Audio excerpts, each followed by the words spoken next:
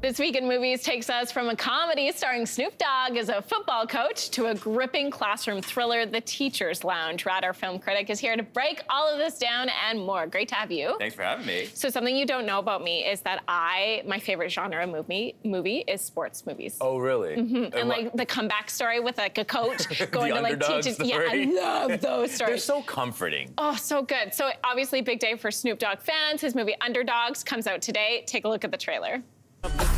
Back to the block, Snoop Dogg, I am football legend Jason 2J's Jennings, your new head coach. Legend? Let me get a picture with y'all real quick for Twitter. Some of y'all gonna get some girlfriends with this right here.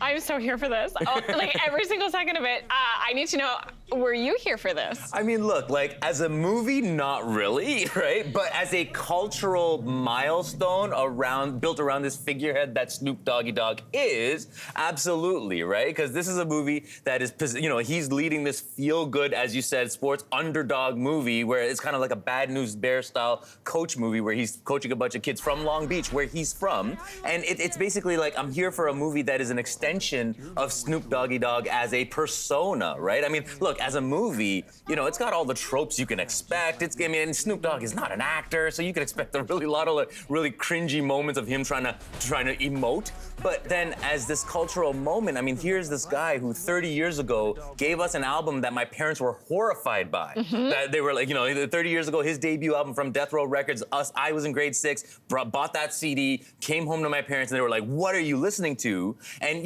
so to see him go from that to now becoming this household figure who's rubbing elbows with Martha Stewart and can lead a kids movie, ostensibly a kids movie. Kids who, can get past this disclaimer at the beginning of the movie that says, this is not exactly for kids, because, there's a lot of swearing and sex jokes, but also who cares about that and all that, because it's Snoop Dogg. The disclaimer literally says, let's not mind the disclaimer. So, for my kids, for me to have now this moment with my kids, which yes, I do let them watch this movie, it's a moment, right? It's a cultural moment that is bigger than the movie and the bad acting and the performances that come with it. Okay, so besides being for me, who is this movie for?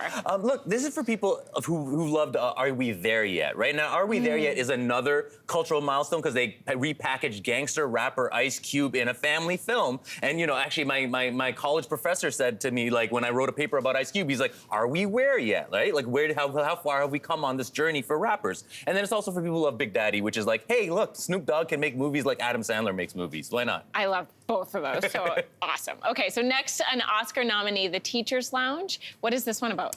Yeah, I mean, it's basically about a teacher, walking a tightrope, as all of our teachers do. And as you said, this is an Oscar nominee. It's nominated in the Best International category. It could actually win over The Zone of Interest, which is one of my favorite movies of the year, but also maybe Zone of Interest is too cerebral for the Academy, whereas this movie is just thrilling and intense and just absolutely moving. It's basically like Uncut Gems in an elementary school. Really? It's about a teacher trying to suss out a situation where people are throwing around accusations of stealing within the school, and it's about her trying to do the right thing, but every effort she makes just pits her further and further against the teacher, her fellow teachers, her students, the administrators, the parents.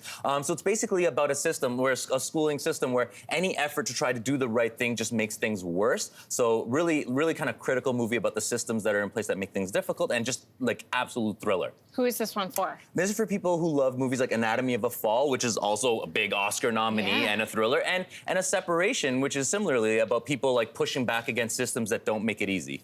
Okay, lastly, we have another Oscar contender, Four Daughters. What's this one about? Yeah, so this is nominated in the documentary category. It's basically you have a mother and her 2 daughters from Tunisia narrating their life story up to the point that the 2 older sisters became radicalized and joined the Islamic State, right? So this is a movie where they are telling you about the traumas and the repressive cultural, the repressive aspects of their culture that kind of led to that moment. And they're also, they're performing moments from their lives alongside professional actors as a way to kind of process the trauma of the telling of this story, right? Where so this is a story that's actually like talking about the trauma it is when you have to revisit these stories, when you have to tell these stories for other people. And, it's a movie that, in the midst of talking about all these difficult things, it's them finding joy, and like what really grabbed me is how they find joy and warmth and comfort with each other. This seems like a big movie. It's a big one. Who's this one for? This is for people, think of this movie as Act of Killing meets The Virgin Suicides. Act of Killing being another documentary that used performance to process trauma. Virgin Suicides, similar type of story. Okay, Rad, thanks so much for being here. Thanks for having me. Hey, thanks for watching. If you liked this, be sure to subscribe here, or you can check out more Your Morning videos right here.